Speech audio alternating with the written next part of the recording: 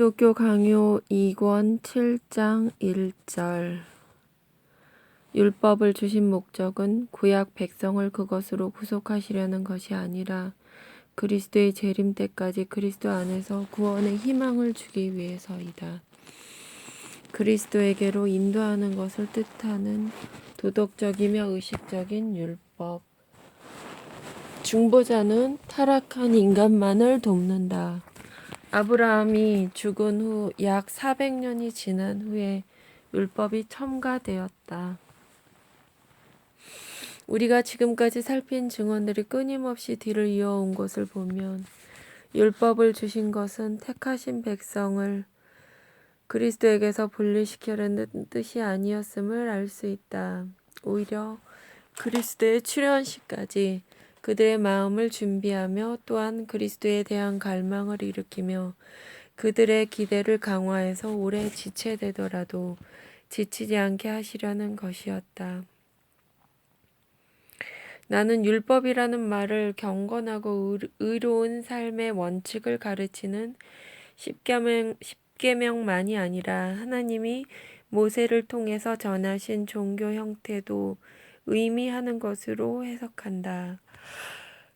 그리고 모세를 입법자로 세우신 목적은 아브라함의 자손에게 약속하신 축복을 말소하시려는 것이 아니었다. 오히려 그는 유대민족의 조상들이 거저받은 언약과 그들이 그 언약의 상속자임을 여러 번 그들에게 회상시켰다. 마치 그는 그 언약을 부활시키려고 파견된 것 같았다. 이 사실은 여러 가지 의식에서 아주 분명히 나타났다. 사람들이 하나님과 화해하기 위해서 동물의 기름에서 나는 악취를 드리는 것보다 더 허무하고 어리석은 일이 어디 있겠는가. 또 자기의 더러운 살결을 씻어버리기 위해서 물과 피를 뿌리는 것도 마찬가지이다. 간단히 말해서 율법의 예배 형식은 진정한 것에 대응하는 그림자와 상징이라고 이해하지 않고 문자적으로 생각한다면 그 전체가 전혀 우스운 것이 된다.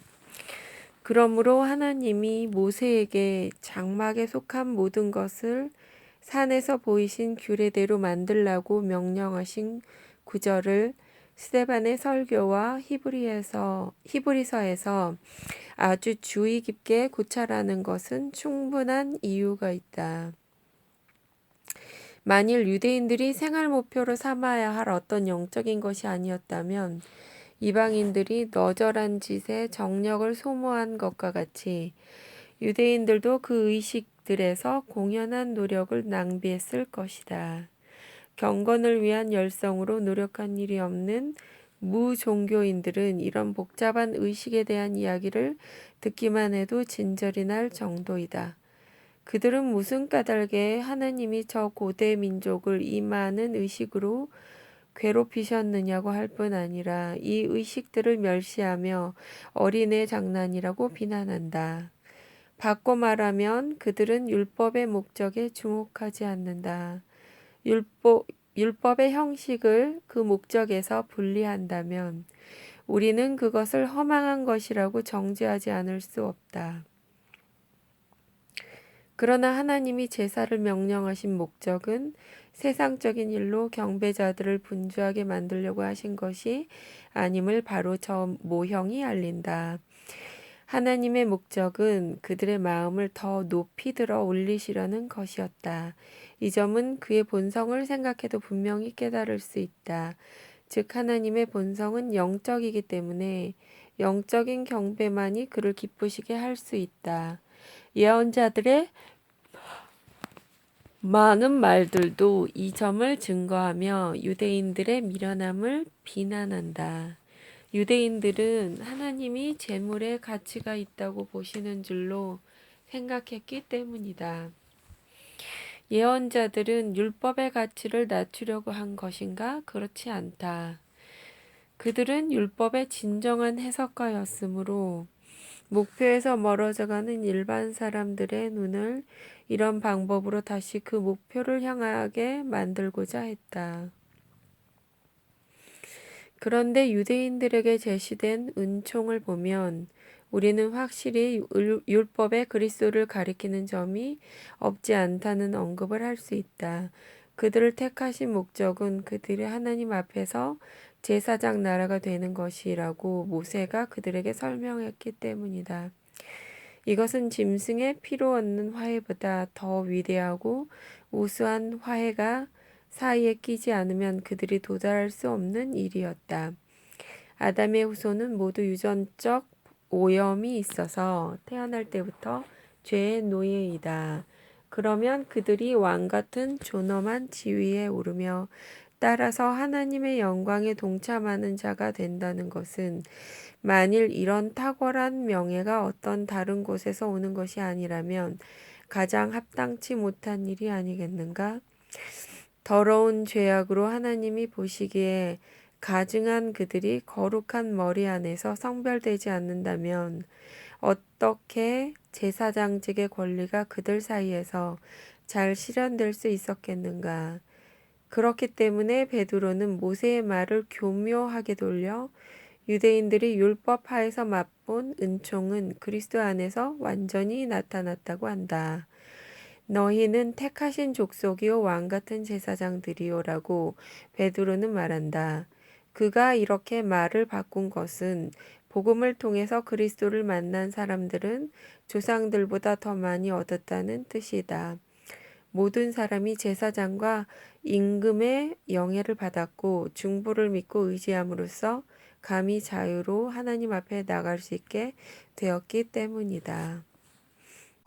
기독교 강요 2권 7장 2절 율법은 약속을 내포하고 있다. 다윗의 가문을 중심으로 드디어 건설된 왕국은 율법의 일부분이며 모세의 제도 하에 포함되었다는 점에 우리는 여기에서 잠깐 주목해야겠다. 따라서 레위 지파 전체에서와 다윗의 후손 사이에서는 그리스도가 그 고대인들의 눈앞에 마치 이중의 거울에 비치듯이 제시되었다. 그렇게 하지 않고서는 내가 방금 말한 것처럼 죄와 죽음의 노예가 되며 자신의 부패에 오염된 인간들이 하나님 앞에서 왕과 제사장이 될 수 없었을 것이다. 따라서 약속을 받은 후손이 나타날 때까지 유대인들은 몽학 선생의 감독 아래에 놓였다고 한 바울의 말은 옳다. 그들은 아직 그리스도를 친숙하게 알지 못했기 때문에 하늘 일에 관한 완전한 지식을 감당할 수 없는 연약한 어린애들과 같았다. 의식들이 어떻게 그들을 그리스도에게 인도했는가 하는 것은 위에서 말했다. 이 점은 예언자들의 많은 증언에서 더 잘 이해할 수 있다. 유대인들은 하나님의 노염을 풀기 위해서 매일 새 제물을 드려야 했지만 그들의 모든 악행을 다만 한 제물이 대속하리라고 이사야는 약속했다. 다니엘도 같은 생각이었다. 레위 족속에서 임명된 제사장들이 성소에 들어가는 것이 관례였다. 그러나 다만 한 제사장에 대해서는 멜기세덱의 반차를 쫓아 영원한 제사장이라고 하나님이 엄숙한 맹세로 선택하셨다고 한다. 그때에는 눈에 보이는 기름을 부었는데 다니엘은 환상 가운데서 다른 종류의 기름 부음이 있으리라고 선언했다. 여기서 무수한 예를 말하지 않고 히브리서 기자의 예를 보면 그는 제4장부터 11장까지 그리스도의 때가 오기 전에는 의식들이 무가치하고 허무하다는 것을 자세하고 분명하게 지적한다. 십계명에 관해서는 바울이 그리스도는 모든 믿는 자에게 의를 이루기 위하여 율법의 마침이 되시니라고 경고한 말에 주의해야 한다. 또 의문 자체는 죽이는 것이지만 그리스도는 그 의문을 살리는 영이시라고 한다. 율법의 마침이라는 발언은 그리스도께서 의를 거저 전가해 주시며 중생의 영으로 의를 베풀어 주시지 않으면 계명으로 가르치는 것이 쓸데없다는 뜻이다. 그러므로 바울이 그리스도를 율법의 완성, 즉 마침이라고 부르는 것은 당연하다. 하나님이 우리에게 요구하시는 것이 무엇인가를 알더라도 그 감당할 수 없는 멍에와 짐에 눌려 고생하는 사람들을 그리스도가 구원하시지 않는다면 그 지식에 아무 가치도 없을 것이다. 다른 곳에서 바울은 율법은 범법함을 인하여 더한 것이라고 가르친다. 즉 사람들이 자기의 유죄를 깨닫게 함으로써 그들을 겸손하게 만들려는 것이라고 한다. 그러나 이것은 그리스도를 찾기 위한 참되고 유일한 준비가 되므로 바울이 여러 가지로 표현한 교훈들은 서로 잘 일치한다. 율법을 행함으로써 그 공로로 의를 얻는 듯이 말하는 악한 거짓 교사들을 상대로 사도는 논쟁을 했기 때문에 그들의 오류를 논박하기 위해서 율법 자체를 좁은 의미로 해석하지 않을 수 없는 때가 있었다. 그렇지 않은 때에는 율법은 거저 택해 주시겠다는 언약을 포함한 아름다운 것이었다. 기독교 강요 2권 7장 3절. 율법은 우리에게 변명의 여지를 없게 만들며 절망 상태에 빠뜨린다. 그러나 우리가 자기의 죄를 알고 용서를 구하게 되기 위해서는 도덕적 율법을 배울 때에 변명할 여지가 더욱 없어진다는 것을 간단히 알아둬야 한다. 만약 율법이 완전한 의를 가르치는 것이 사실이라면 율법을 완전히 준수하면 하나님 앞에서 완전한 의가 된다는 결론이 된다. 그럴 때에 인간은 하늘 심판대 앞에서 분명히 외로운 자로 인정될 것이다. 그러므로 모세는 율법을 선포한 후에 자기는 이스라엘 백성 앞에 생명과 사망과 복과 저주를 놓았노라고 하면서 주저하지 않고 하늘과 땅을 불러 증인으로 삼았다. 주께서 약속하신 대로 율법을 완전히 준수하면 그 보상으로서 영원한 구원이 기다리고 있다는 것을 우리는 부인할 수 없다. 그러나 우리는 마땅히 다음의 문제, 곧 우리가 완전히 복종할 수 있는지와 그 공로로 확실히 보상을 받을 수 있는지를 검토해 보아야 할 필요가 있다. 왜냐하면 율법을 준수하는 자에게 영생이라는 보상이 제시되어 있다는 것을 알더라도 만일 우리가 이 길을 취함으로써 영생을 얻는다는 것이 분명하지 않다면 아무런 의미가 없기 때문이다. 이 점에서 율법의 무력함이 나타난다. 아무도 율법을 지키지 못함으로 우리는 약속된 생명을 받을 수 없고 다시 완전한 저주로 떨어진다.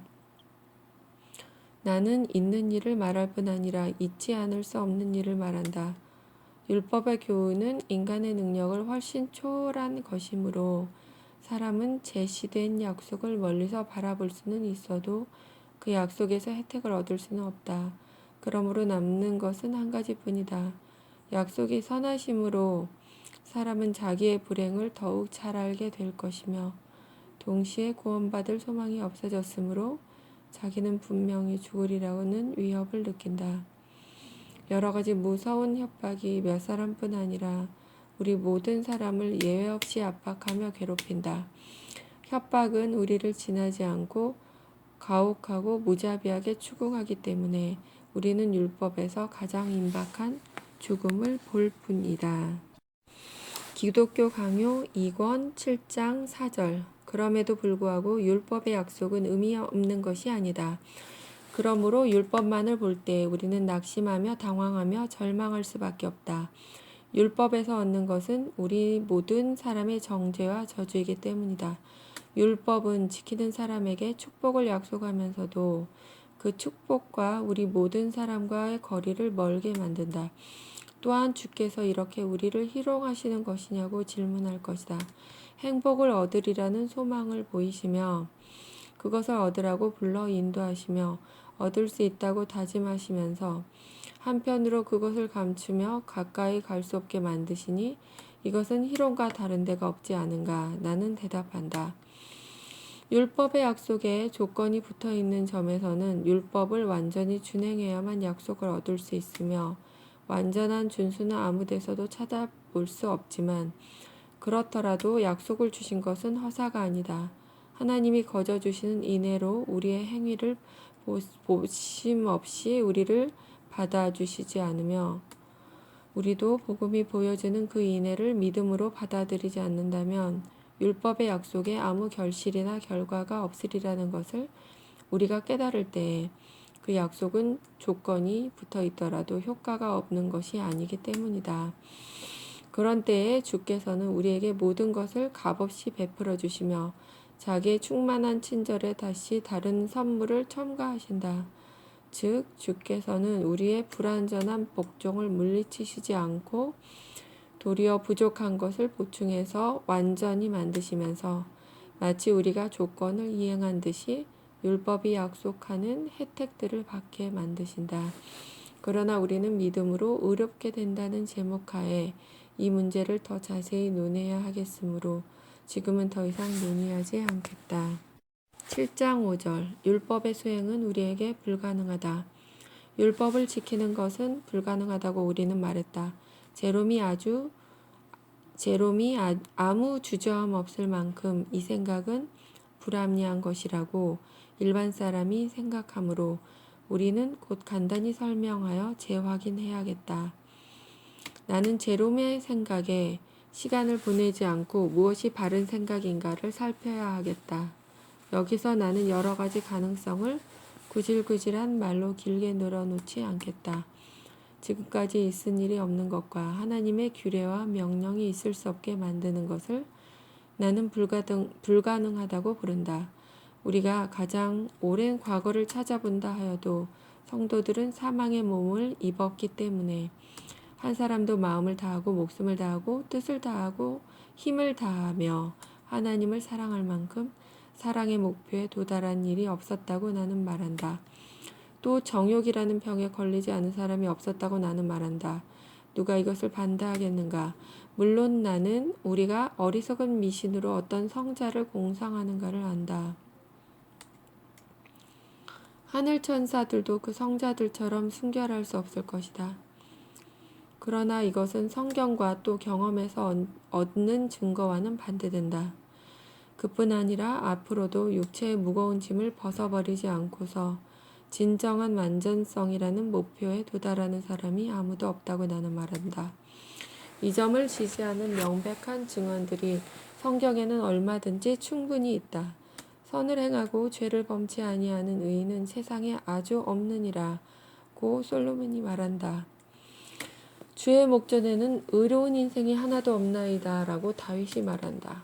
욥은 여러 구절에서 같은 생각을 주장한다. 바울의 말은 가장 분명하다. 육체의 소욕은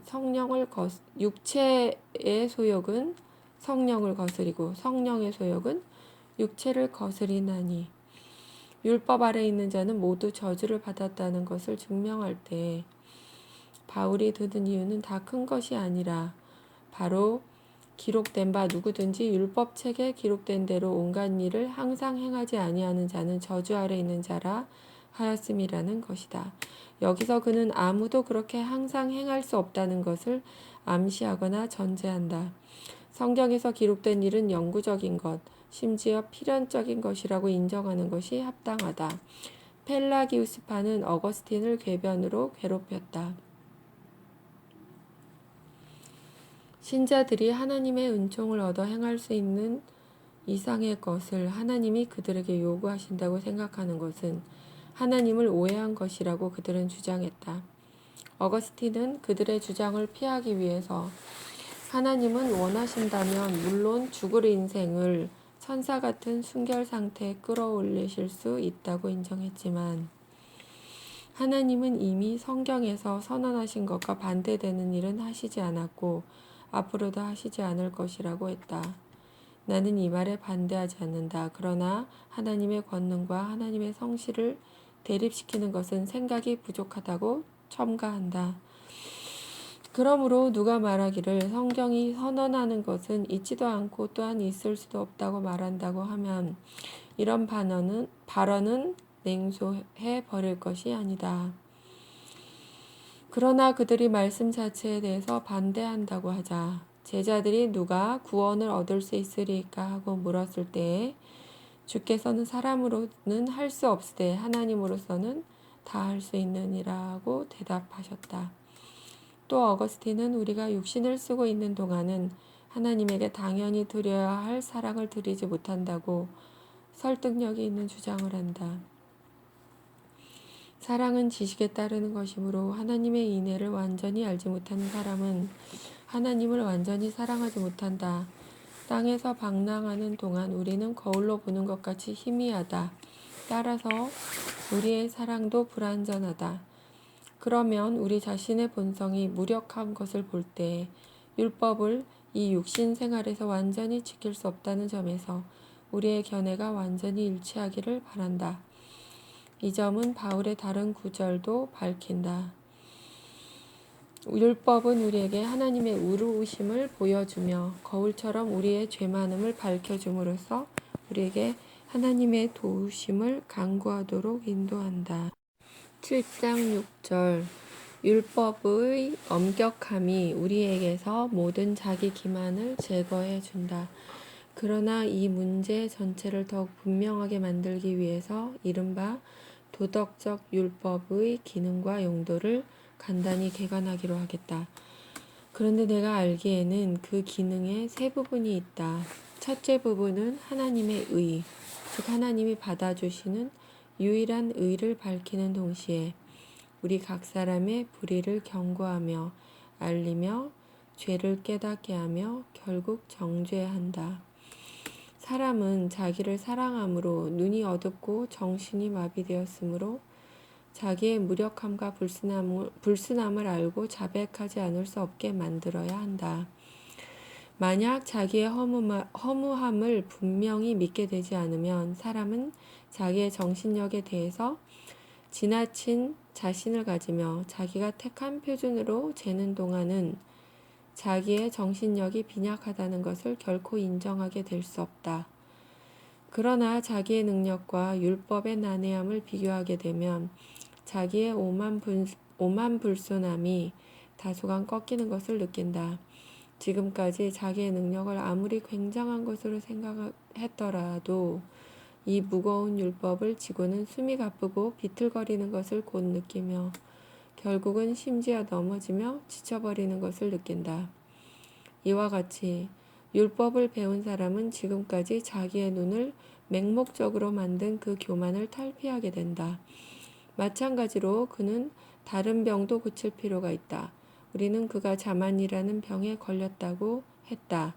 그가 자신의 판단을 근거로 삼는 것을 버려두는 동안은 위선을 의로움이라고 가장하며 여기 재미를 붙여서 가짜인 여러 가지 의로운 행위로 하나님의 은총에 반역한다. 그러나 그 모든 허구적인 가짜 의를 제쳐놓고 율법의 저울로 자기의 생활을 저울에 달지 않을 수 없게 되면 그는 자기가 성경에서 멀며 참으로 지금까지 자기는 오염되지 않았다고 생각한 그 무수한 죄악이 자기 안에서 가득 차 있다는 것을 깨닫는다. 탐욕의 죄는 아주 깊고 꼬불꼬불한 구석에 숨어 있기 때문에 사람의 눈을 속이기 쉽다. 율법이 탐내지 말라 하지 아니하였다면 내가 탐심을 알지 못하였으리라고 사도가 말하는 데는 이유가 있다. 율법이 탐욕을 그 숨어있는 굴에서 끌어내지 않는다면 그것은 가련한 인간을 아주 비리 죽여버리기 때문에 인간은 그 칼에 찔려 죽는 것을 느끼지도 못한다. 7장 7절 율법의 징벌하는 기능은 그 가치를 감하지 않는다. 율법은 거울과 같다. 그 안에서 우리는 우리의 무력함과 무력에서 생기는 죄악을 그리고 결국은 그 두 가지에서 오는 저주를 본다. 거울이 우리 얼굴에 있는 오점들을 보여주는 것과 똑같다. 왜냐하면 의를 따라가는 능력이 없을 때에 인간은 죄의 수렁에 빠지지 않을 수 없다. 죄악의 뒤를 곧 따라오는 것이 저주다. 그러므로 율법이 우리를 유죄로 인정하는 범행이 중대한 것일수록 우리의 책임을 묻는 심판도 더욱 엄중하다. 율법으로는 죄를 깨달음이니라고 한 사도의 발언은 여기 해당한다. 그가 거기서 말하는 것은 율법의 첫째 기능, 즉 아직 중생하지 않은 죄인들이 경험하는 것뿐이다. 여기에 관련된 발언들이 있다. 율법이 가입한 것은 범죄를 더하게 하려 함이라. 그래서 율법은 죽게 하는 직분으로서 진노를 이루게 하며 죽인다. 양심이 자기의 죄를 분명히 깨달을수록 가책이 더욱 커진다는 것은 확실하다. 그럴 때 입법자에 대한 완고한 불복종이 범행에 첨가되기 때문이다. 그렇게 되면 율법은 죄인을 멸망시키기 위해서 하나님의 진노를 무장시킨다. 율법 자체만으로는 고발하며 정죄하며 멸망시킬 수 있을 뿐이기 때문이다. 어거스틴의 말과 같이 은총의 영이 없으면 율법은 우리를 고발하며 죽이기 위해서 존재할 뿐이다. 그러나 이렇게 말한다고 해서 율법을 공경하지 않거나 그 훌륭한 우월성을 깎아내리는 것은 아니다. 분명히 우리의 의지가 율법에 순종할 태세가 완전히 준비되어 있으면 율법을 알기만 해도 구원을 얻기에 충분할 것이다. 그러나 우리의 육적이고 부패한 본성은 하나님의 영적인 율법과 맹렬하게 싸우며 그 징계를 받아도 결코 시정되지 않으므로 원래 적합한 경청자를 만나면 구원을 주기로 계획된 율법이 죄와 죽음의 원인으로 변하는 결과가 된다. 왜냐하면 우리는 모두 범법자임이 증명되므로 율법이 하나님의 의를 명백하게 나타낼수록 반대로 우리의 죄를 더욱 폭로하기 때문이다. 생명과 구원이라는 보상은 의에 달렸다고 율법이 확실히 다짐할수록 그것은 악인의 열망을 더욱 분명하게 만든다. 이 격언들은 결코 율법을 비난하는 것이 아니라 도리어 하나님의 자비를 더욱 분명히 칭송함으로 가장 가치 있는 발언들이다. 따라서 우리는 자신의 사악과 부패로 인하여 율법이 우리 앞에서 명백히 제시하는 복된 삶을 즐기지 못하게 되는 것이 분명하다. 그러므로 율법의 지지 없이 우리를 양육하는 하나님의 은총이 더욱 감사하며 우리에게 은총을 주는 하나님의 자비가 더욱 아름답게 느껴진다. 따라서 우리는 하나님께서 별로 지치시지 않으시고 우리에게 계속해서 은혜를 베푸시며 새로운 은사를 더욱 많이 주신다는 것을 알게 된다. 기독교 강요 2권 7장 8절 믿는 자와 믿지 않는 자에게 작용하는 율법의 징벌하는 기능. 우리 모든 사람이 사악하다는 것과 정죄를 받는다는 것은 율법의 증언에 의하여 확인한다. 그러나 이 확인은 우리가 낙심해서 주저앉아 버리거나 완전히 용기를 잃고 낭떠러지에 뛰어들게 하려는 뜻이 아니다. 우리는 율법의 증언에서 마땅한 유익을 얻으면 된다. 율법이 악인들에게 공포심을 일으키는 것이 사실이지만 그것은 그들의 마음이 완악하기 때문이다. 하나님의 자녀들에 대해서는 율법을 아는 것이 다른 효과를 나타낸다. 참으로 율법이 우리 모든 사람을 심판하며 정죄하는 것은 모든 입을 막고 온 세상으로 하나님의 심판 아래 있게 하려 함이니라고 사도는 단언한다. 그는 같은 생각을 다른 곳에서도 가르친다. 하나님이 모든 사람을 순종치 아니하는 가운데 가두어 두심은 모든 사람을 멸망시키거나 멸망하게 버려두시려는 것이 아니라 모든 사람에게 긍휼을 베풀려 하심이로다. 이 말씀의 뜻은 그들이 자기의 힘에 대한 어리석은 생각을 버리고 그들이 다만 하나님의 손이 받들어 주시기 때문에 서 있다는 것을 깨달으며 벗은 몸과 빈손으로 하나님의 자비에 피난해서 완전히 그 안에서 쉬며 그 안에 깊이 숨으며 의와 공로를 얻기 위해서 그 자비에만 전적으로 매달린다는 것이다. 진정한 믿음으로 하나님의 자비를 구하며 기다리는 모든 사람에게 그 자비는 그리스도에게서 계시된다. 율법의 교훈에서 하나님은 다만 완전한 의의 보상을 주시며 그러나 이런 의는 아무에게도 없다. 반대로 악행은 엄격히 심판하신다. 그러나 그리스도 안에서는 하나님의 얼굴이 가련하고 무가치한 우리 죄인들을 대해서까지 은총과 인자로 충만한 빛이 난다. 1장 9절 율법은 어거스틴이 말하고 있듯이 비난함으로써 우리가 은총을 구하게 만든다. 어거스틴은 하나님의 은총의 도움을 간구하는 것이 중요하다고 자주 말한다. 예컨대 힐라리에게 보낸 서간에서 우리가 율법의 요구대로 행하려고 노력하다가 연약하여 필요할 때에 율법은 우리에게 은총의 도움을 구할 줄 알라고 합니다. 아셀리우스에게도 비슷한 글을 써 보내었다. 사람이 자기의 연약함을 깨닫게 하며 그 대책으로서 그리스도 안에 있는 은총을 구하게 만들기 때문에 율법은 유용합니다라고. 또 로마의 이노센트에게 보낸 서간에서는 율법은 명령하고 은총은 실천력을 공급합니다라고 썼다. 발렌티누스에게 보낸 글에서는 우리가 할 수 없는 일을 하나님이 명령하시는 것은 우리가 하나님에게서 구해야 할 것을 알게 하시려는 뜻이라고 한다. 또 율법을 주신 것은 우리를 책망하며 책망을 받은 우리가 두려워하며 두려워함으로 용서를 빌며 우리 자신의 힘을 믿고 감히 행동하지 않게 하시려는 뜻이다. 또 율법을 주신 목적은 위대하지 않은 우리를 작게 만들며 우리 자신에게는 의를 얻을 힘이 없다는 것을 증명하며 무력하고 무가치하고 궁핍하여 우리가 은총으로 피난하게 하려는 것이다. 그 후에 그는 하나님을 찬양하여 말한다. 주여 행동하소서. 자비하신 주여 행동하소서. 행할 수 없는 일을 명령하소서. 아니 당신의 은총을 받아야만 할 수 있는 일을 명령하소서. 사람은 자기의 힘으로 할 수 없으므로 모든 입이 막히고 아무도 자기를 큰 것으로 여기지 않게 하소서. 모든 사람이 작은 자가 되며 온 세상이 하나님 앞에서 죄를 알게 하소서. 그러나 그가 특히 이 문제에 대해서 영과 문자에 대하여라는 글을 썼는데 내가 그의 증거를 많이 늘어놓는 것은 어리석은 짓이다. 그는 율법의 둘째 가치를 이렇게 명백히 설명하지는 않는데 그것은 첫째 가치에 의존한 것이라고 알았거나 또는 철저히 이해하지 못했거나 또는 그 정확한 뜻을 뚜렷하고 분명하게 표현할 말을 몰랐기 때문일 것이다. 율법의 이 첫째 기능은 버림받은 자들에게도 작용한다.